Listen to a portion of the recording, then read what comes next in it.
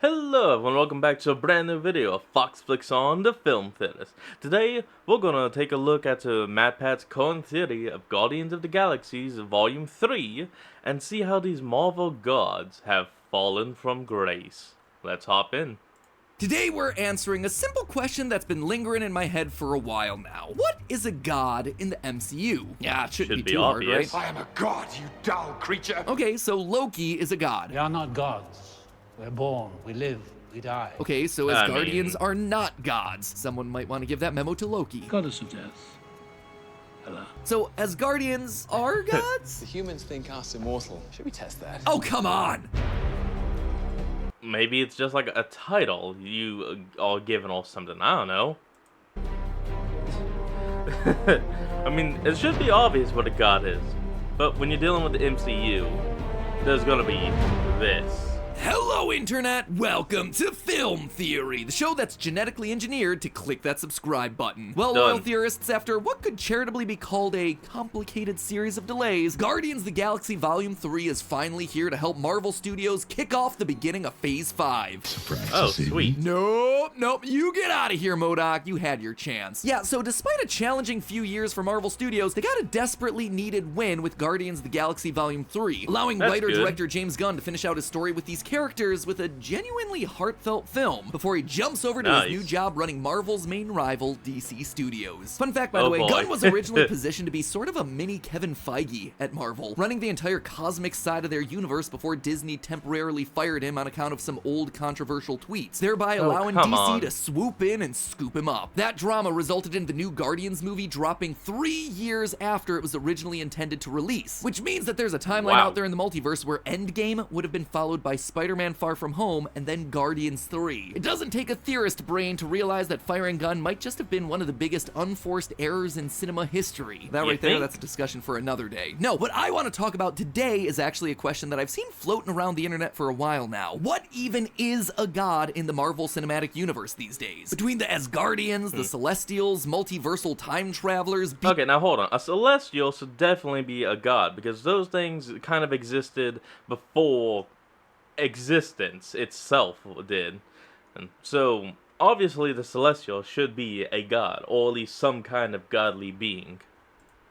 beings that seem to exist outside universes, it's not really clear what a god is anymore. And now, in this most recent Guardians film, you have the main bad guy, the High Evolutionary, who's explicitly called out to be godlike. Characters mentioned that several parts of the galaxy consider him to be a god. The Golden People from Guardians 2, the Sovereign, they were created by him, and they treat him as their god. Even okay. the High Evolutionary himself straight up screams his thoughts on the matter at us with the very subtle line, "There is no god. That's why I had to step in." But for as on the nose as that line is he wrong? I mean, he did create life Egotistical is all I'm gonna say. after all, so is he or is he not a god? At this point, I'm not really sure if Marvel themselves know the answer. And you know, that's kind of a big deal when several of your latest films revolve around the god tier characters. Heck, the entire plot of Thor Love and Thunder was about a villain who wanted to kill all gods. Maybe the Oh, yeah, the audience God should have known butcher. what a god was before they ran with that story, huh? So this is my vow. All gods will die. Hey, if you managed to figure out who's on that list, Gore, more power to ya. You kinda earned it at that point. So if Golf Marvel clap. isn't gonna answer the question in their movies, I thought we'd take a crack at it, loyal theorists. What exactly is a god in the MCU? Are there any actual gods in the MCU? Well, I think I found the answer in a couple of places you might never imagine. So open the freaking door and hop on in, loyal theorists. It's time to get rolling. When you start breaking the question down, you start to see some key groups forming. The characters of stuff like Greek, Norse, and Egyptian mythology. These tend to be very okay. powerful beings who hold domains over one specific aspect of the universe. It can either be tangible, measurable stuff like the moon or thunder, or more intangible concepts like war, mischief. The MCU has these sorts of Okay. characters in spades, as it seems like most major religions throughout the history of Earth are based on them. Thor, Loki, Odin, all the other Asgardians, they're picture-perfect examples of this, as are the Yeah. Olympians that we met during Love and Thunder like Zeus and Hercules. There's the Egyptian gods of Moon Knight, as well as Namor from Wakanda Forever, who acts as a representative of Mesoamerican gods. Even characters like the Eternals seem to fit into this category because apparently several of Earth's myths were based on their lives. Humanity once believed we were gods. The flying Superman Oh. Icarus evolved into the legend of the boy who flew too close to the sun. The legendary warrior Athena became Athena, the goddess of wisdom and warfare. Oh, okay. Oh, Tori. Hold on, folks, we got an ad. And we're back. You're eternal, the legendary protector of Athens, the goddess of war. And yet, even at this lowest tier of godhood, things get confusing in a hurry. Sprite in the Eternals claims that the Greek goddess Athena was inspired by Athena, but then we see the Roman deity Minerva wandering around Omnipotent City in Love and Thunder. Minerva is the Roman version of Athena. She's the same goddess, she just has a different name. How's that work? And look. And in general, the rest of the Omnipotent crew Whoa. are inconsistent in the way that they choose to manifest. Sometimes these characters are real physical beings that exist in the material universe who can feel pain and die. We are not gods. We're born, we live, we die, just as humans do. Other times they need people Mortals. in order to harness their power, where gods like Khonshu and Moon Knight and Boston Black Panther have to act through a human representative. What are you? I serve Khonshu. I'm his avatar, which means you are too, sort of. Khonshu, Oh. Yeah. the Egyptian god of the moon. That's the stupidest thing I've ever heard. Sort of like an avatar system. Oh, great. Blue people. Love that film. By avatar. You mean that? What I mean. Anime. And while the human avatar can die, the god... Okay, no, hold on. I know we're talking about gods and all, but here's an actual question for all of you out there. Would you consider Avatar The Last Airbender an anime or a Western animation? I mean, the answer should be obvious. But I'm gonna let you guys out there debate it because I want to hear what you guys think. Let me know down in the comments below. remains, and the only way to get rid of them is to imprison them in little idols for thousands of years. In every single one of these cases, they all seem to just be highly advanced creatures that are lowly human meat brains confused for gods. Jane Foster really sums this up best in Thor 1. Well, magic's just science that we don't understand yet. In general, these groups are classified as gods by the humans in the MCU, but they're not actual gods. Well, sure, sometimes they'll call themselves gods, like Loki in Avengers or Hela in Ragnarok. That's just them flexing their might relative to their audience. When push truly comes to shove, and when they're honest with themselves, they know deep down that they're not actual gods. You're not a god.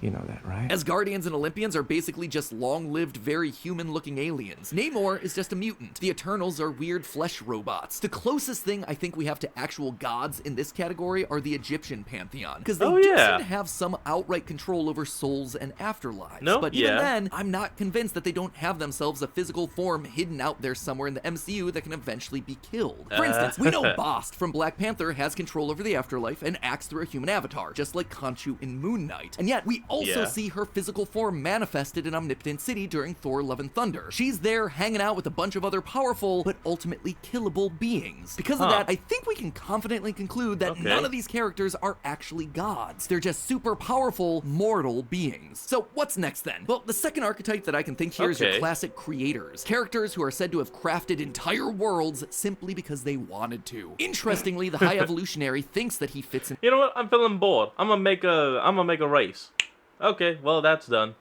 I mean, yeah, that's a creator. Into this category, having created creatures like Rocket and the Sovereign, but when you actually stop and look at who else is here, it seems like Herbert might be a bit out of his league. It's here that you find characters like the Celestials, those giant alien robot gods that use Infinity Stones like they're nothing. I plant celestial seeds into host planets across the universe. Ego, the living planet from Guardians 2, a Celestial, literally wanted to transform every planet he visited into another version of himself. The other Celestials, they've just been seeding worlds with life in an effort to get themselves to reproduce. There's also Dormammu, the big bad evil guy from the first Doctor Strange. He's ruler of the Dark Dimension. He eats realities to combine them with himself. Seems awfully godlike. And when Galactus is eventually added to the universe in the Fantastic Four movie, I'd expect him to fall into this category as well. But here's the thing, these guys aren't really gods either. And again, we know this based on their own admission. I'm what's called a celestial, sweetheart. A celestial like a god? Small G, son. Well, to lesser beings, these creatures would be considered gods. Again, they recognize that there are higher powers than even themselves. They live, they have a need to reproduce, and they can die. If you kill me, you'll be just like everybody else. Heck, the Guardians team spends a lot of time in Nowhere, which is the head of yet another dead Celestial. As for Dormammu, we see that he's able to be affected by the Infinity Stones, which suggests that he's bound by the physical limitations of the world. As Ego says, if I don't return regularly to my planet and the light within it, this form will wither and perish. The Celestials and Dormammu are powerful, and are certainly more powerful than the base level of gods that we talked about before, but they're only one rung up on this overall power totem pole. What about something more... Okay, so this is what, a 3-segment totem pole? You got gods, creators, what's next? Like, what's above that? I honestly don't know. A physical character. God, I need to watch more of the MCU. I have been out of it for so long. that exist more like ideas, who are said to have created literally everything in existence. In the context of the MCU, we've only really met one of these so far, the cosmic being Eternity in Thor: Love and Thunder, who had the ability to literally alter reality by granting any wish put before it. Eternity. What does he mean, reach eternity? Eternity is a very powerful being at the center of the universe. It will grant the desire of the first person who reaches it. Based on the statues that we see at Eternity's altar, okay. there are at least 7 of these sorts of entities in the universe. Altering entire universes on a whim seems like something a true god could do, right? Well, yeah, in reality. But in the MCU, it's not quite godlike enough. Look at Kang and his variants. They've spent eons going throughout the multiverse erasing entire realities, and presumably those realities' versions of Eternity and the other gods. Sure, in Love and Thunder, Gore's problem is ultimately solved by making a wish to Eternity, but it seems like it could also have been solved by just finding another reality where his daughter didn't die, implying to me that Eternity is limited to a single universe. Listen again to where they have to find Eternity in— Oh, just like the Infinity Stones. They only work in their set reality. You take that set to another place, they can't do anything. They're just super pretty paperweights.